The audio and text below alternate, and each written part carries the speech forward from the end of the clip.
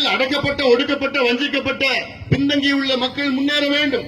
இது வன்னியர்கள் மட்டும் கிடையாது, அது போன்ற இருக்கின்ற மற்ற சமுதாயங்களும் முன்னேற வேண்டும் என்றுதான் எங்களுடைய நிலைப்பாடு. அதுதான் உண்மையான சமூக நீதி. முதலமைச்சர், இன்னைக்கு நான் முதலமைச்சர்கிட்ட கேட்கிறேன்,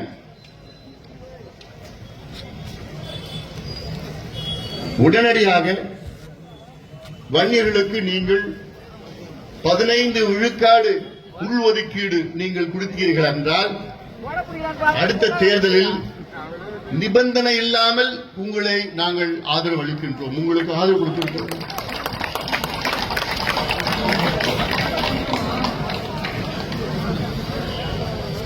பதினைந்து விழுக்காடு கையெழுத்து போடுங்க, ஒட்டுமொத்த இந்த சமுதாயம் உங்களுக்கு ஆதரவு அளிக்கும். நிபந்தனை எல்லாம் வேண்டாம், எங்களுக்கு சீட்டு கீட்டு எதுவுமே வேண்டாம், எங்களுக்கு உங்களால கொடுக்க முடியுமா?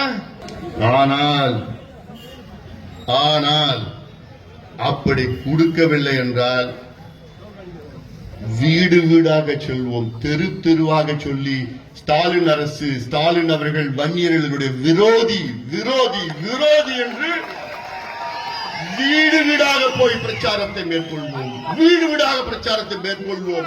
அடுத்த தேர்தலில் மானமுள்ள ஒரு வன்னியன் கூட உங்களுக்கு வாக்களிக்க மாட்டான்.